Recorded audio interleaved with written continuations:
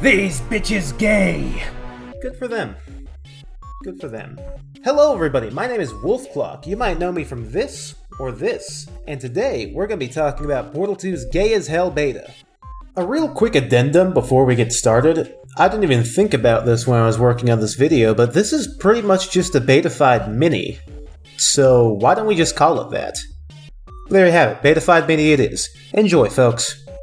So a little context for this video. I'm making this sort of as a response to my friend Ozzy Flowell's video, which talks about developer intent behind the relationship between GLaDOS and Chell. I'd suggest that you watch his video first, before continuing on with this video, because I'm not going to restate everything he said, and I will be sending everyone who comments the mother-daughter theory to the darkest pit of hell.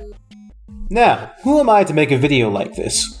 Well, Portal 1 got me into PC gaming. One of my earliest memories of any computer game-related thing was a video of a Portal 1 speedrun that showcased a bunch of glitches and stuff.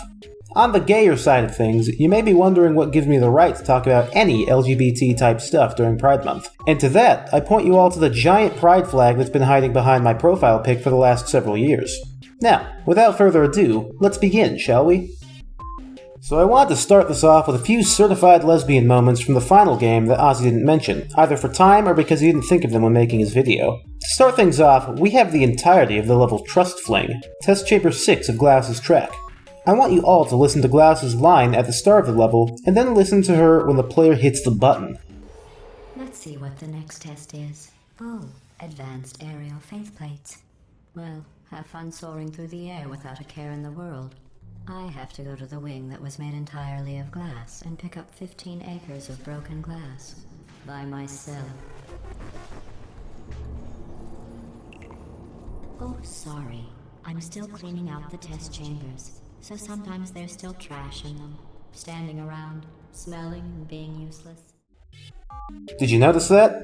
GLaDOS starts the chamber itself off by saying very specifically to Chell that she would not be there. She tries to guilt Chell over killing her by implying, hey, there's this big mess over here that you caused by killing me.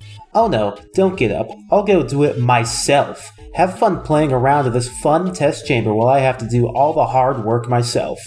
This literally sounds like a marital dispute. GLaDOS is trying to frame Chell as being the deadbeat in the relationship, while she, on the other hand, has to do all the work at home. However, notice what happens when the player pushes the button. GLaDOS immediately announces to Chell, even before anything comes out of the tube, that there's a problem. Yes, she tries to frame it in another way to insult Chell by calling her garbage, but the fact of the matter is, GLaDOS didn't go to the wing made entirely of glass. She just said that because she wanted to make Chell feel guilty about killing her. GLaDOS is watching Chell the entire time in order to make sure that everything's alright.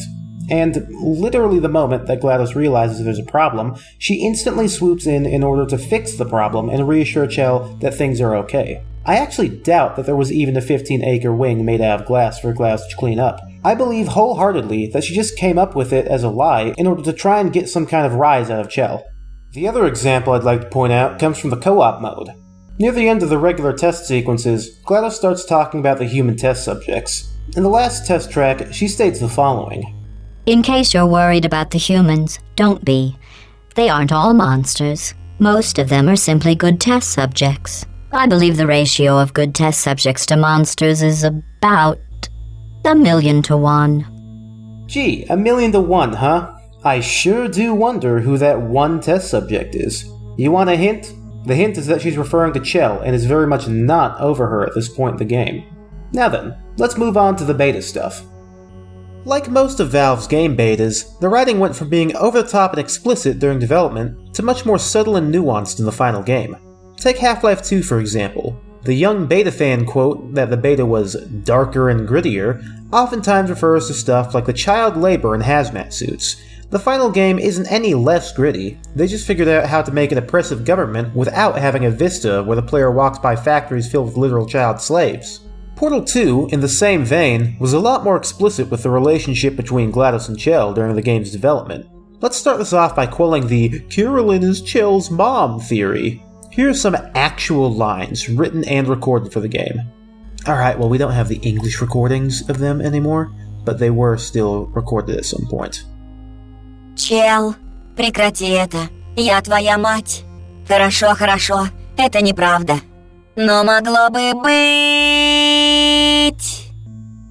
Well, there you go. In the beta, strictly not related. Not her mother. She says it out loud and is very specific. So let's move on to the gay stuff. Lightbridge intro. Let's listen to how GLaDOS talks to Chell here. Excellent. Say, remember when we cleared the air back there? Is there anything you want to say to me? Anything?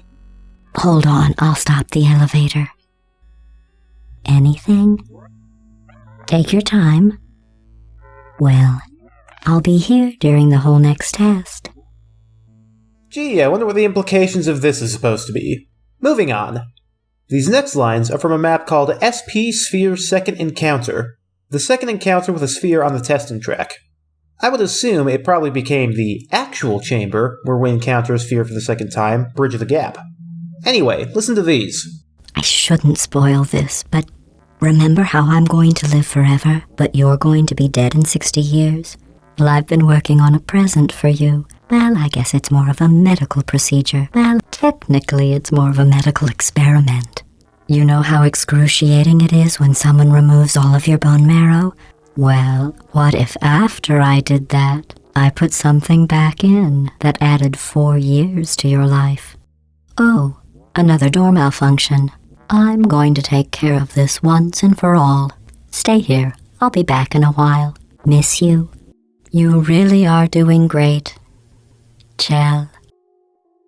Genuinely, I did not know that there were 2 voice lines where GLaDOS said Chell's name before stumbling upon this one, but you can really hear the affection in her voice here.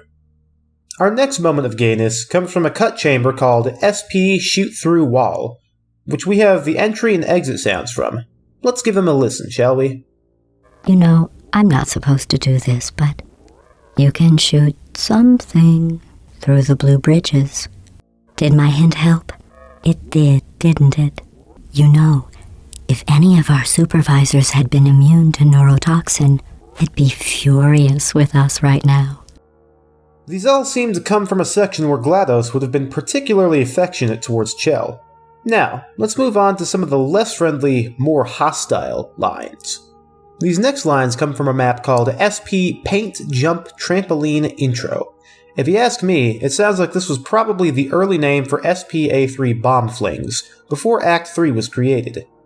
Anyway, what's important here is how the lines are spoken. They sound like GLaDOS angry at Chell in a relationship argument sort of a way, appealing to emotion in the pettiest ways possible. Let's give him a listen, shall we? While I was out investigating, I found a fascinating new test element. It's never been used for human testing because, apparently, contact with it causes heart failure. The literature doesn't mention anything about lump of coal failure, though, so you should be fine. Just so you know, I have to go give a deposition for an upcoming trial, in case that interests you. The next section is unfortunately not going to involve lines because, unfortunately, we don't have said voice lines anymore. What we do have, on the other hand, is information about the sequence, as well as the map name and file names. The map was called SP Vista Roast Beef. Here's a line from the final hours of Portal 2 that explains what it was. In one sequence that didn't make it into the final game, players would arrive at the start of a new puzzle and see a candlelit roast beef dinner sitting on a table, prepared by GLaDOS. Coming closer, you realize the roast beef is ice cold, and then hear GLaDOS chastising you for missing dinner because you're too busy cheating on her with a personality sphere. There you have it.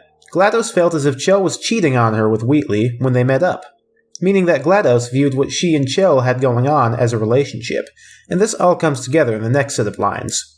These lines come from SP Paint Jump Redirect Bomb. I would guess this was probably Jump Polarity or a single-player version of MP Co-op Paint Redirect. Probably not either, because one involves a tractor beam and the other is a co-op map, but it's the best I can think of. Anyway, listen to these sorrowful lines of GLaDOS accepting that the relationship isn't working out. You can't keep going like this forever, you know. I'm going to find out what you're doing. Out there, where I can't see you, I'll know. All I need is proof. I thought we could test like we used to, but I'm discovering things about you that I never saw before.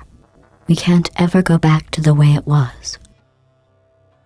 So, throughout this video, we've gone over the fact that GLaDOS was definitely not Chell's mom in the beta, the relationship GLaDOS tried to forge with Chell, and the falling out caused by Chell trying to escape and meeting Cores throughout her journey. Let's finish this off by going over the ending of the game. In the final hours of Portal 2, there was a pass at an ending song described as a romantic duet between GLaDOS and Chell, which was cut because, obviously, Chell doesn't talk. Let's go over a song that was composed and performed by Ellen McLean and John Patrick Lowry for one of the game's cut Easter egg endings, Don't Say Goodbye. I'll only play a snippet of it, but a link to the full song is in the description. Now that I'm awake, I hope you will find me. If you want a cake, I'll bake. Did you bring the eggs? I'll mix in the sugar for you. Don't say goodbye. Sweet, don't say goodbye. I was always fond of you, although you're not clever. You will never know how much I care. Don't say goodbye. Please don't say goodbye. Well, there we have it, folks. If all these things don't convince you of what the developers' intentions were during the beta, then I don't know what will. With that being said now out of the way, though, I've been Wolfclock, and I will see you all in the next video, whatever it may be. Thanks for watching, and happy Pride Month.